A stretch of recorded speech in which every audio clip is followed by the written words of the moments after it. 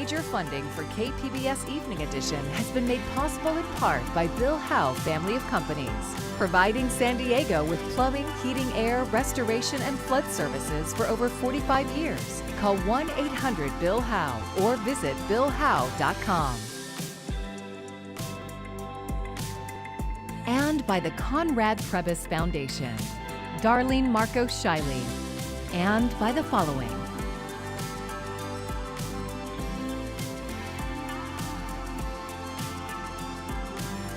And by viewers like you. Thank you.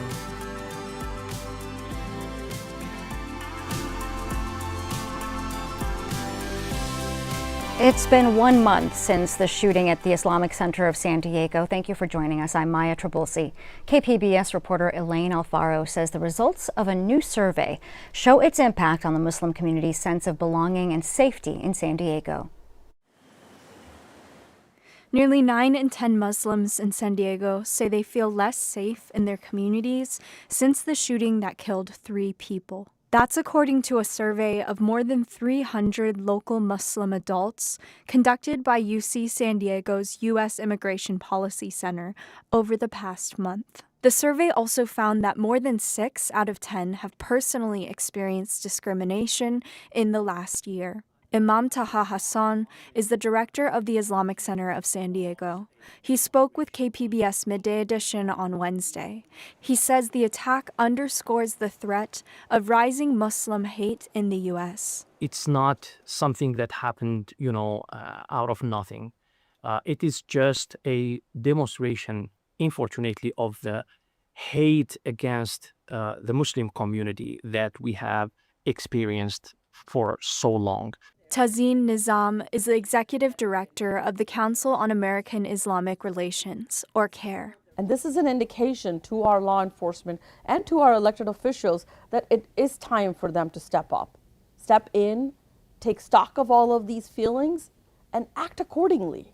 Nizam said CARE is also collecting data on the online hateful speech following the shooting. Elaine Alfaro, KPBS News.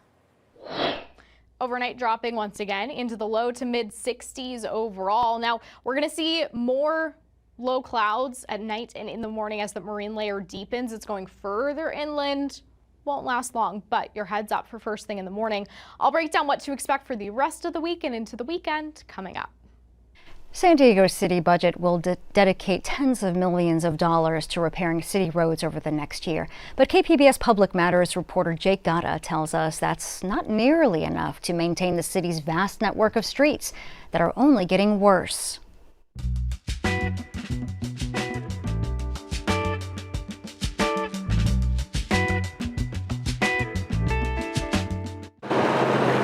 San Diego's roads are crumbling faster than the city can fix them.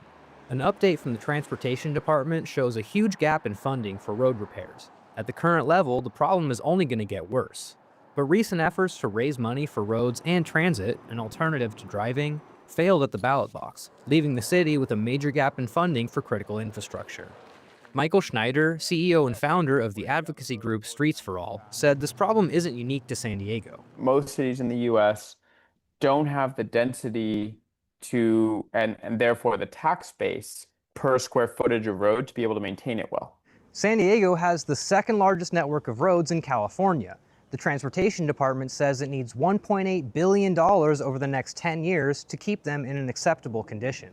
Mayor Todd Gloria said multiple times during the budget process that fixing the roads was a priority. That means staying focused on the fundamentals, keeping you safe, fixing roads and sidewalks, reducing homelessness, and building more homes. But recent budgets have been far short of what the Transportation Department says it needs. The long-term effect of underfunding road repairs is a rapidly deteriorating network that will only cost more to fix in the future. UCSD professor and former city planning director Bill Fulton said the problem starts with the city's low-density neighborhoods. When you have a sprawling city, the math doesn't add up between the amount of tax revenue coming in and the amount of money that has to go out the door for services. According to Shane Phillips with the UCLA Luskin School of Public Affairs, California's Prop 13, which limits the property tax revenue cities collect, only compounds the issue. We've just made the most fair and efficient forms of raising revenue to fund these kinds of services and infrastructure, we've made it illegal, or extremely unequal, and really neutered it in a lot of ways. And so we end up having to find other routes with sales taxes and income taxes. That's what San Diego tried to do with ballot measures that failed by less than 1% in 2024. Measure E would have raised $400 million a year for infrastructure, including road repairs. And Measure G at the county level would have raised $350 million annually for roads, transit, and congestion reduction. I think San Diego's tolerance for more taxes has always been pretty low. Many San Diegans don't have reliable alternatives to driving. A recent grand jury report found the city is well short of building safe enough bike infrastructure to encourage more riders. And the city transit agency, MTS, is also facing a budget deficit that has them raising fares and looking at their own ballot measure. So what can be done? There is no fast solution to this. It requires changing how people get around, finding a bit more money to sort of tide you over, and fundamentally rethinking how we pay for these things. Phillips said building more homes around the infrastructure we do have would help. We're not talking high-rise housing necessarily, just denser than 5 homes an acre or something like that you'll often see in suburbs. Because according to Fulton, denser areas generate a lot more tax revenue. I think what people don't realize is dense areas of the city, such as downtown, such as UTC, such as Hillcrest, actually subsidize the low-density single-family suburbs. Permitting records show San Diego is building a lot of homes in its urban core, but there's still plenty of pushback against that sort of development. Jake Gatta, KPBS News. Public Matters is a partnership with KPBS, iNews Source and Voice of San Diego. You can see more of our stories at kpbs.org/publicmatters. Escondido's upgraded public library is nearly complete. In the coming weeks, library staff will move hundreds of thousands of books, magazines, and other library materials to the renovated location off of 3rd Avenue. Construction began last June, funded by a $10 million state grant. Robert Rhodes is the Assistant Director of Community Services for the City of Escondido. He showed our media partner KGTV around the new location. Imagine it as a Barnes & Noble style kind of cafe and bookstore, right? And so this is where you'll be able to go, grab a coffee, grab a drink, have a seat at the table, read your book, and be able to enjoy the space. And the library will host public tours on a ribbon cutting on August 1st and officially open on August 3rd. For months, San Diego's bicycle racing community has been mired in controversy surrounding the inclusion of transgender athletes. KPBS Metro reporter Andrew Bowen says the city's premier bike racing organization is reversing course. The San Diego Velodrome is a bicycle racetrack in Balboa Park. In April, it hosted a race that was certified by USA Cycling, the national governing body for bicycle track racing. Last year, USA Cycling adopted a policy that excludes trans women from women's races. This sparked an outcry from trans racers and their allies at the Velodrome. They argued collaboration with USA Cycling made the Velodrome complicit in transphobia. No trans racers were turned away at the race in April, and supporters of USA Cycling say they just want more opportunities to take part in the national competitive circuit. On Sunday, the nonprofit Velodrome Association had a meeting of its board of directors. A motion to continue hosting USA Cycling races failed. That means those races are finished at the Velodrome, at least through the end of the year. One Velodrome member told me he's pleased with the outcome. I think that is good, but I don't think it's the end of the story.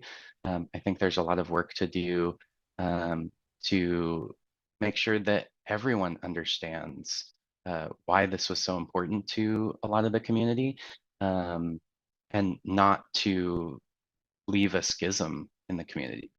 USA Cycling's policy on trans women is not based in science. Studies have found trans women who take gender-affirming hormone therapy have no competitive advantage in sports and have similar strength and endurance to cisgender women.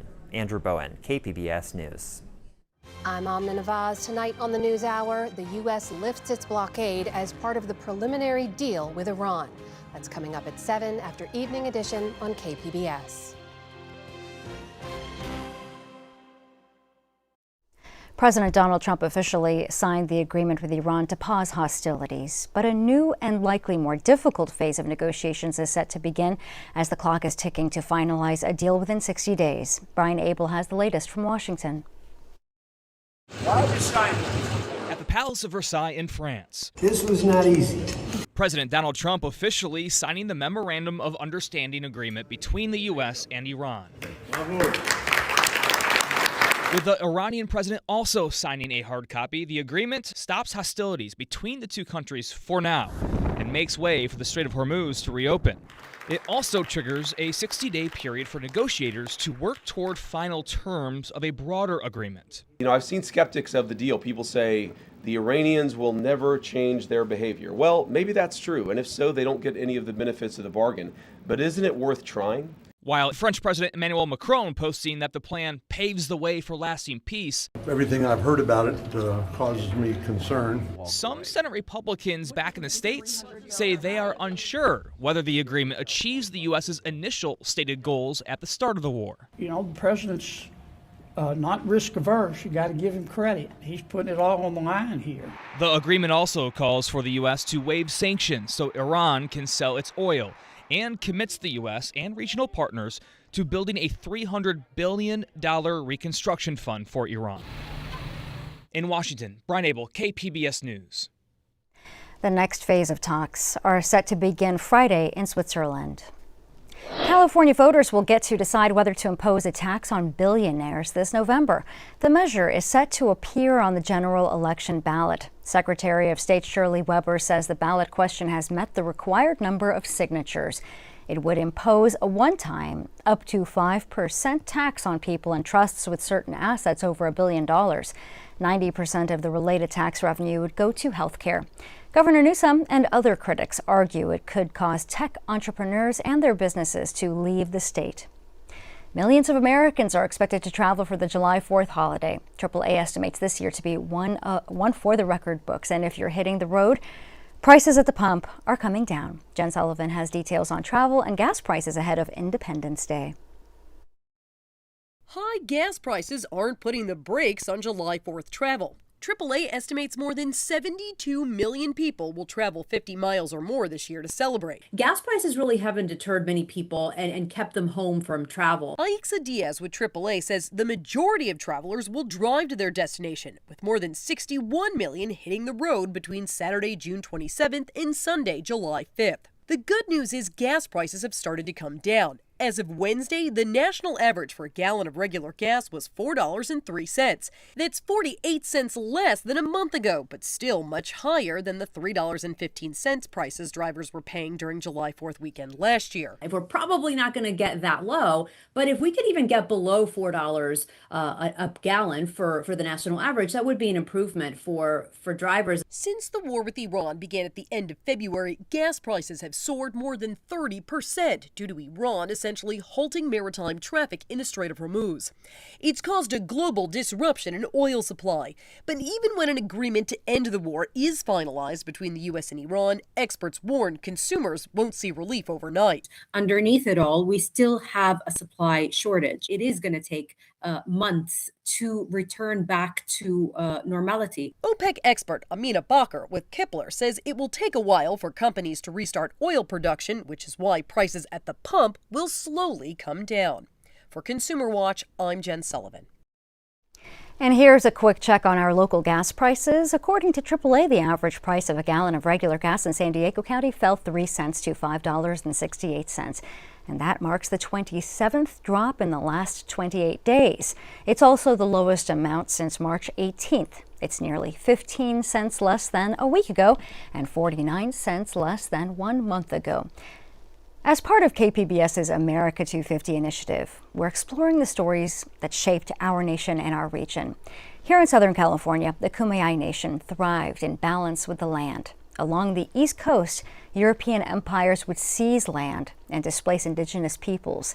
Historic Places host and executive producer Elsa Sevilla has the story of two worlds moving forward on very different paths.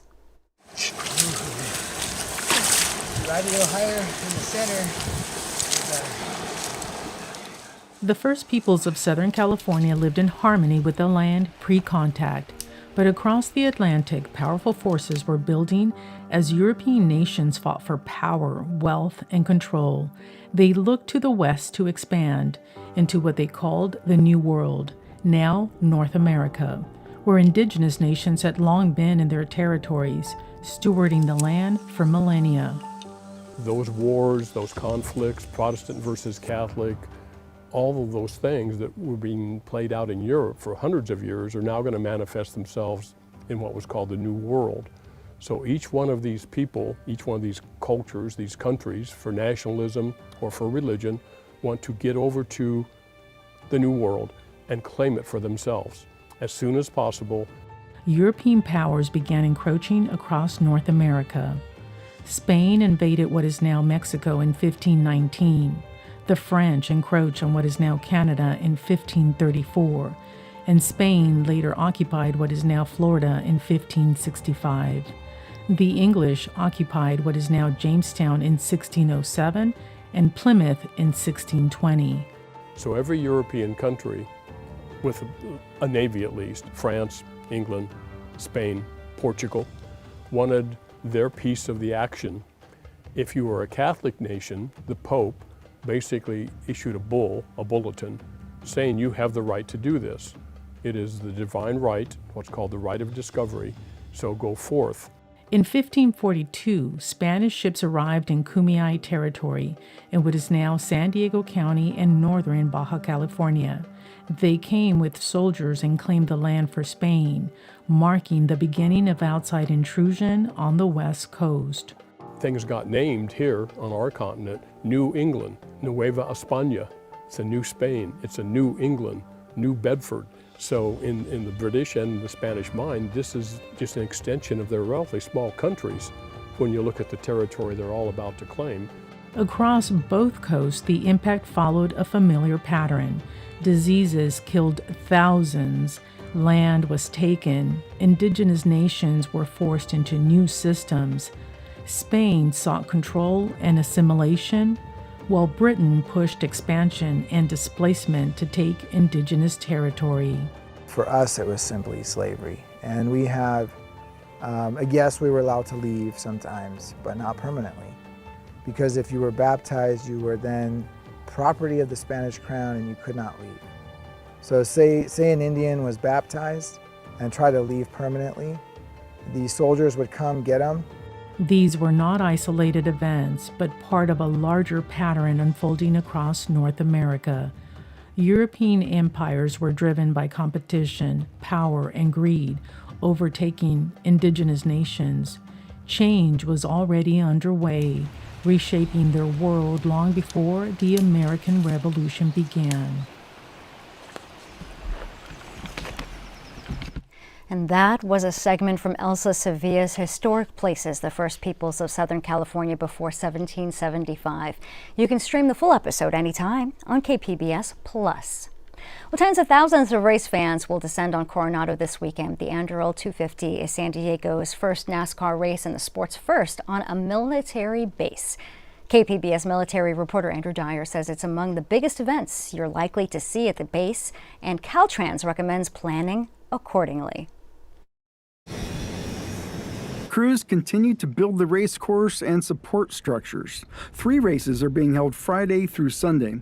The event is a first for the Navy. The race and the base also present first-time challenges for NASCAR. You know, these guys didn't ask for this event, but they have embraced it wholly as their own. Amy Lupo is NASCAR's track president for the race. She says Navy crews have been helping make sure the base is ready for the weekend. They're out there welding manhole covers and helping to move K-rails. The course isn't just left turns, it's a street course over different types of pavement with lots of bumps and imperfections. The base was built in 1917, so it's not the newest facility, and there's definitely been varying levels of roads and asphalt and the terrain, and our design and development team have done a phenomenal job working hand in hand with the Public Works Department of the Navy, the Seabees, who are the construction crew of the Navy. They're truly building the course with us. Normal Navy business continues elsewhere on base, but you can't miss its transformation from air station to racetrack. The lieutenant who's in charge of security for the base said, you guys did such a great job in paving that now we have sailors thinking they're driving the NASCAR track and really speeding through that area. So I think maybe our team did too good of a job. Caltrans is warning motorists not attending the race to avoid Coronado altogether this weekend. It expects long delays on the San Diego-Coronado Bridge and says spillover traffic could also impact the 5 between the 8 and State Route 905. Andrew Dyer, KPBS News.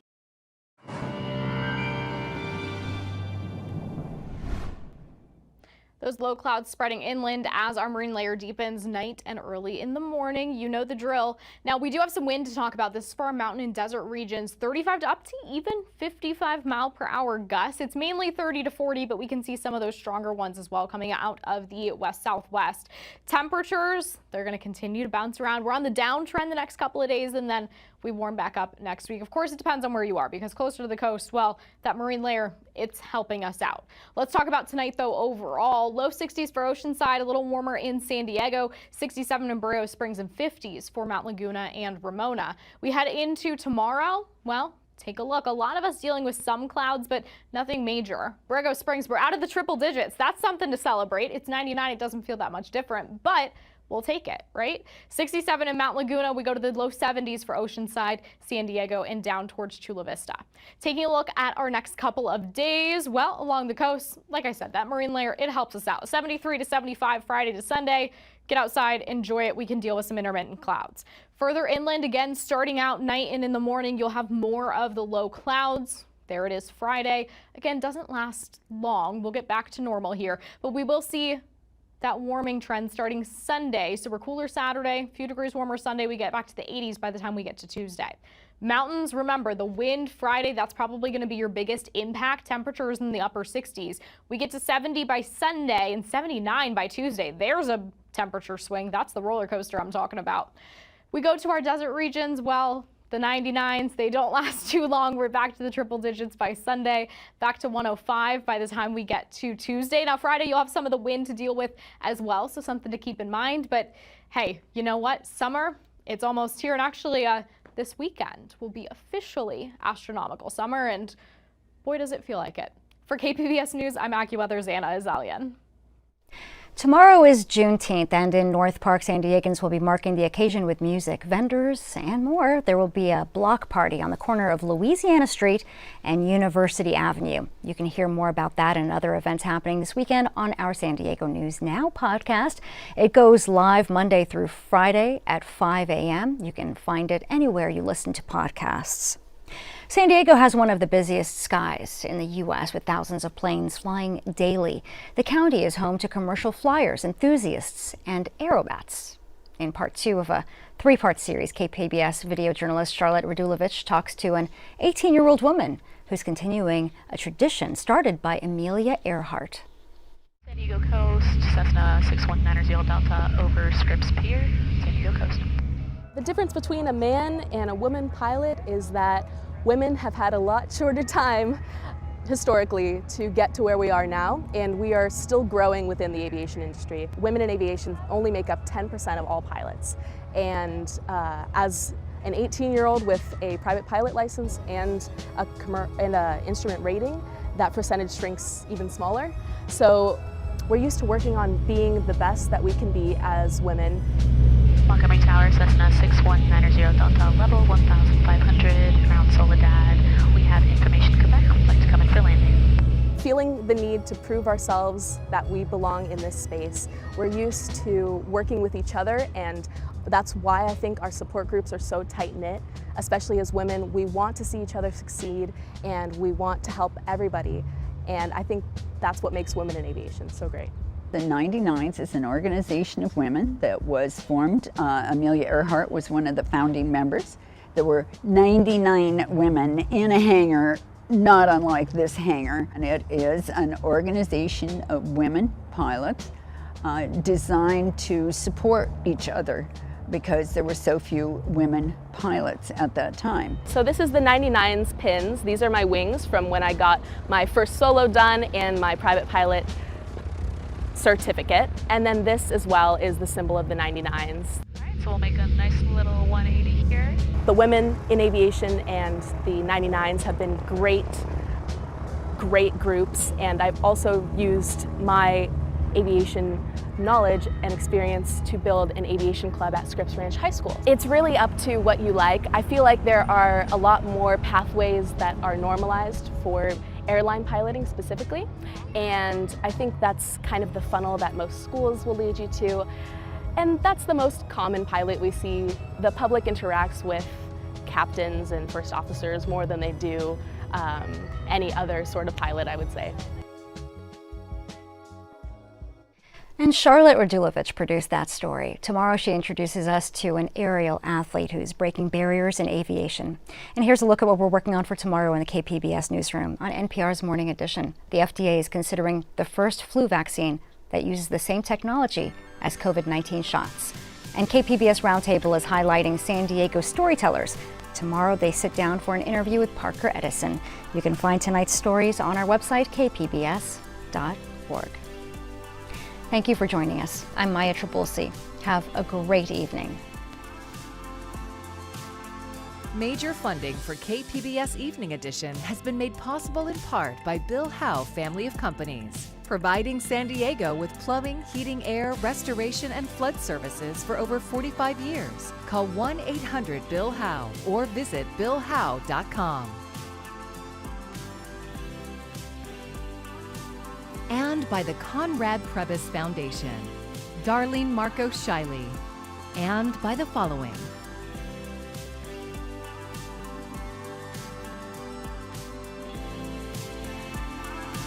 And by viewers like you. Thank you.